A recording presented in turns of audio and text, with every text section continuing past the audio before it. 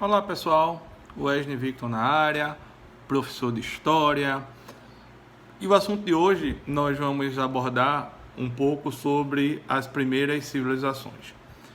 Dentre essas primeiras civilizações, uma das que merece um grande destaque para a aula de hoje, nós vamos falar sobre a Mesopotâmia. Quando a gente fala do nome Mesopotâmia, era uma região que ficava entre os rios Tigre e Eufrates, tá? Então, essa civilização mesopotâmia, por ser banhada por esses dois rios, o Tigre e o Eufrates, ela passou a ser uma região de crescente fértil. De acordo com os vestígios arqueológicos, os registros históricos sobre essas primeiras civilizações, ela ficava numa região chamada de Nordeste da África. E a Mesopotâmia, como eu já falei, era uma terra entre rios, a região da Ásia Ocidental, onde surgiram as mais antigas civilizações. E a Mesopotâmia hoje corresponde a um país chamado de Iraque. Ela passou a ser ocupada há 5.000 anos atrás. E esses agrupamentos humanos, eles vão se fixar em margem dos rios Tigre e Eufrates e vão se aproveitar principalmente das suas enchentes. Com o passar do tempo, eles vão implantar um organizado sistema de barragem para conter a força das águas e tirar principalmente mais proveito desse curso dos rios e essas encostas dos rios serem regiões extremamente férteis para o plantio da agricultura. E aí, quando a gente fala do plantio da agricultura, a gente está falando um pouco sobre a economia, que era uma economia agrária e pastoril. Por que agrária e pastoril? Porque eles cultivavam principalmente cereais. Que cereais? Os trigo, cevada, eram alguns cereais que eram cultivados, bastante cultivados na Mesopotâmia. E além dessa, como é que eu posso dizer, plantação de cereais, de trigo, de cevada, ele também tinha o hábito da criação de vários animais. E aí a gente se remete a um período neolítico, quando o homem ele passa a fixar-se em região, ele passa o domínio sobre a agricultura e a criação de animais. Bom, a sociedade mesopotâmica, a gente tem a figura do Estado, que possuía grande parte das propriedades. A produção realizada por camponeses livres ou escravos, tá? A gente tinha uma elite agrária, camada dominante, junto com militares, sacerdotes. Tinha uma camada também intermediária, composta de artesãos, de comerciantes, de agricultores livres, e a base da sociedade eram de escravos, que a maioria desses escravos eram prisioneiros de guerra. A gente sabe que as formas de escravização, elas são ou por cor, por raça, ou por prisioneiro de guerra, ou também por dívidas. São as formas que acontece a escravização humana. Bom, além disso, eles eram politeístas. Eles acreditavam na existência de vários deuses. Até mesmo as cidades possuíam deuses particulares, ou seja, cada cidade tinha o seu deus próprio. Construíam grandiosos templos que serviam também esses templos serviam como bibliotecas, armazém de cereais, observatórios astronômicos. Eram algumas formas que os mesopotâmicos encaravam a religião. Bom, dentre os povos que dominaram a Mesopotâmia, a gente pode citar os sumérios, os acádios, os babilônios, os caldeus, os assírios. São alguns desses povos que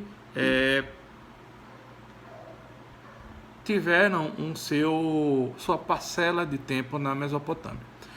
Quando a gente fala dos sumérios, uma das coisas que mais remete a esse povo é a escrita. No ano de 4000 a.C., eles criaram um sistema de escrita chamado de escrita cuneiforme, tá? Que foi a primeira civilização da Mesopotâmia, que tinha cidades importantes como Uruk, Lagash, Eridu, Nippur. As cidades tinham autonomia religiosa, política, econômica. Não existia o que a gente chama de propriedade privada. O chefe político era chamado de patese, e os sumérios, como eu já falei, eles vão criar a escrita que vai ser chamado de escrita cuneiforme no ano de 4000 anos antes de Cristo. Bom, outro povo que vai habitar essa região entre os rios Tigre e Eufrates vão ser os acádios. Por volta de 2400, os acádios, liderados pelo rei Sargão I, dominavam a região e estabelece o primeiro estado centralizado na Mesopotâmia. Os acádios dominaram os sumérios, ou seja, com o fim do domínio sumeriano, acontece a introdução dos acádios, mas absorveram também a sua cultura. Ou seja, os acádios, eles absorvem aquela cultura dos sumérios. Então, outras invasões sobre a área, no entanto, vai destroçar o Império Acadiano por volta de 2100. Vai ser um período curto, ou seja, de 2400 a.C. até 2100. Um outro povo vai ser os babilônicos.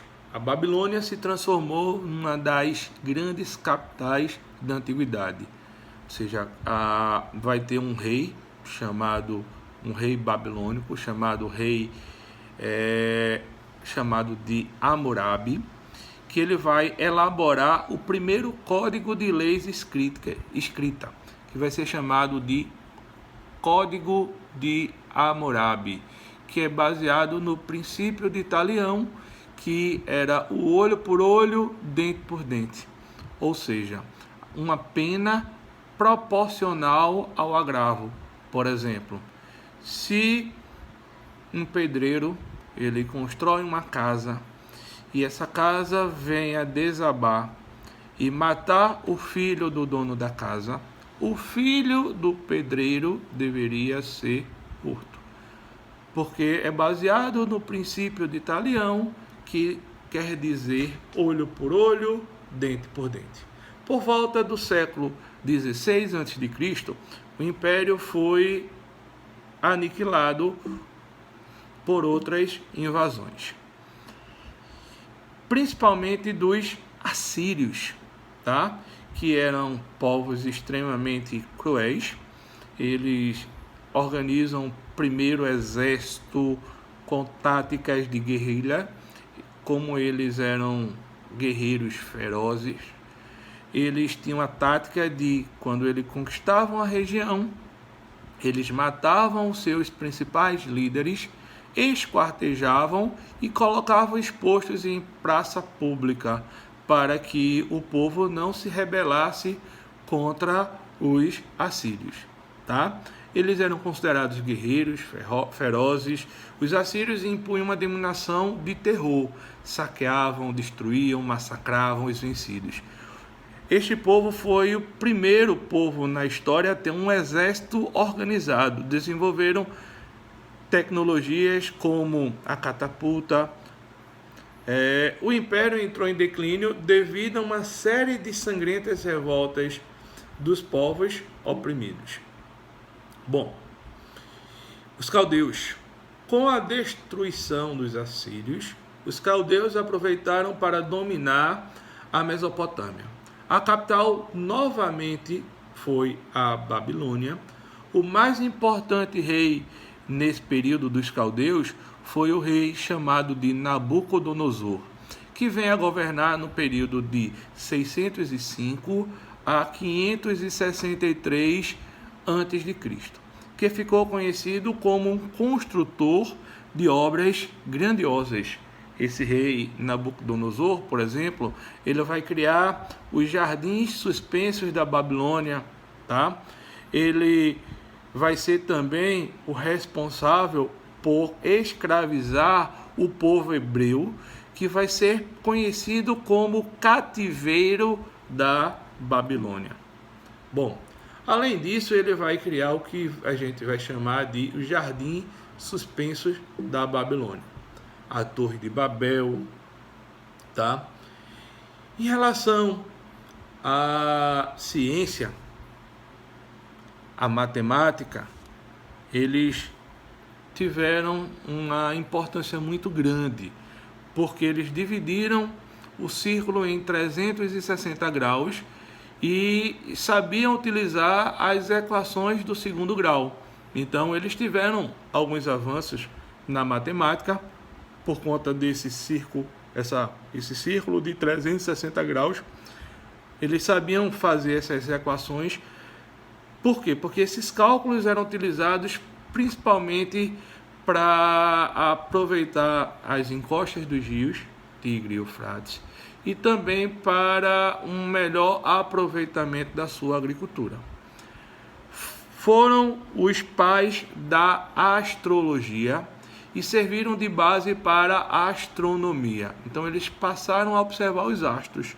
E aí, com essa observação desses astros, eles perceberam que o dia ele tinha 24 horas e que o dia era dividido em dias e noites, e que provavelmente um dia teria 12 horas e uma noite 12 horas, a não ser em outras fases de estações de anos, e que a Terra ela fazia esse movimento em torno do seu próprio eixo, que é chamado de movimento de rotação, e que a Terra ela fazia um movimento que girava em torno do Sol, que vai ser um movimento de translação. Então foram responsáveis pela divisão do ano em 12 meses, em uma semana em 7 dias, em uma hora em 60 minutos e um minuto em 60 segundos. Bom, com isso, encerro por aqui. Wesley Victor na área, professor de História. Fiquem em casa e estudem, que passa. Forte abraço a todos.